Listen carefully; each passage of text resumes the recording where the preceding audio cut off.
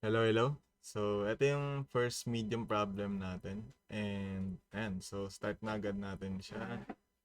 So, yung question pinapahanap sa atin is, mahanap natin yung sunod-sunod na numbers and kung ano yung pinakamahabang sequence yung i-return natin yung length nun. So, for example, ito sa number 1. Ito, so, may kita natin, di ba, number 1, then number 2, 3, and 4. So, yun yung pinakamahabang sequence na meron sa list. And kung makikita nyo, based na rin sa mga previous na problems na nasolve natin, nakita nyo, pwede tayong gumamit ng set. So, dahil nga 'di ba yung set is fast lookup siya and hindi siya nagko-contain ng duplicate. So, ayan, pwede nating i-check kung may kasunod siya. For example, nasa 1 tayo. Pwede na lang natin i-check yung set kung meron ba siyang kasunod, which is 1, or yung, kunyari, for example, current number is equals to 1. So, makikita natin yung sequence niya or yung kasunod niya by adding plus 1 to sa number na yan. So, magiging 2. So, para mahanap natin yung kasunod niya is pa-plus 2 na lang natin. So, ayan.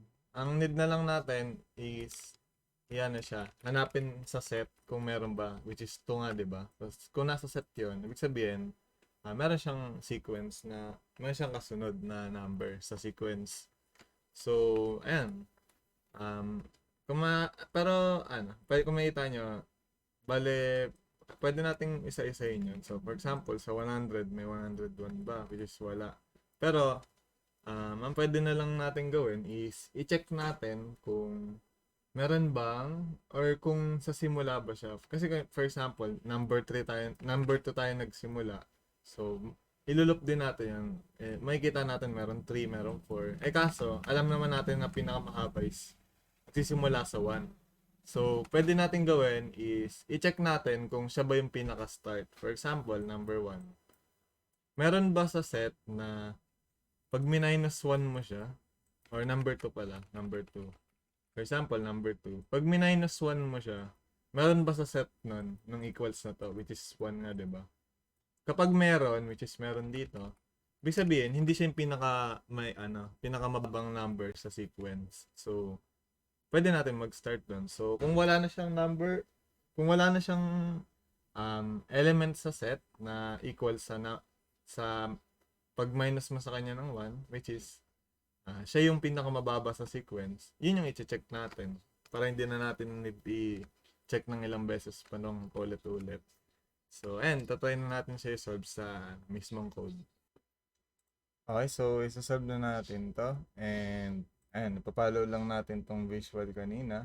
And, tatry natin siya i-convert sa code. So, ayan, first off, meron na tayong boilerplate na pwede nyo nang i-copy since, ayun nga, nakalagay na rin siya sa mismong lead code. And, ayan, so start na natin. Kung nasa ibang language kayo, same din naman, although no need na kayong gumawa ng ganito karami since, ayun, nasa Java lang naman yung need ng ganito. And, so first off, may nagawa na tayong hash set, which is ayan, lalagay lang natin yung set or yung mga elements ng list sa set para ma-check natin kung or ma-look up natin kung anong elements kung nandun ba yung elements na hinahanap natin. So, and for num in nums, then set dot add num. So, ilalagay lang natin sa lahat. Or lagay mo natin tang integer. And tapos, gagawa tayo ng variable, longest equals 0. So, ito yung magiging tracker natin kung ano yung pinakamahabang sequence na nahanap natin so far. So, i-return lang din natin siya. Just return longest. And so, after nun, i-traverse na natin lahat ng elements sa set, which is, tatry na, for each lang din, for each loop, for each int na set 10. And so actually, kaya natin traverse yung set instead of nums para ma-avoid natin yung duplicates since yun lang naman yung need natin. So, after nun, i-check natin or gagawa muna tayo ng current longest. Which is, tatrack lang din natin kung ano yung pinaka mahaba so far sa current element sa set. So, current longest equals 1 since ito na nga yung number 1 na to since ayun nga for each loop siya. So, may value na agad.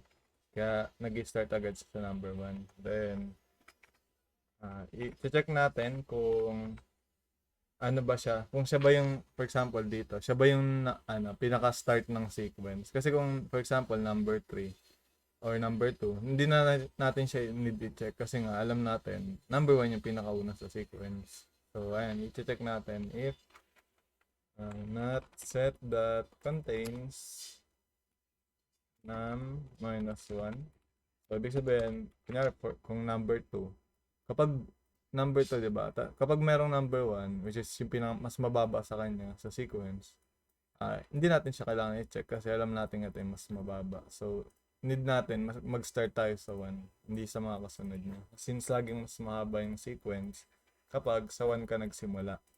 So, if set does not contain 9 minus 1, then mag-while loop lang tayo, which is hanggat merong kasunod sa sequence, which is set that contains num plus 1. So, may kasunod pa rin sa sequence. So, tutuloy lang tayo. Then, current longest plus equals 1. Then, num plus equals 1. Kumbaga, ina-next na natin yung, kina-check natin sa sequence. Tapos, after nun, i-update lang natin yung longest natin na variable. So, ayan.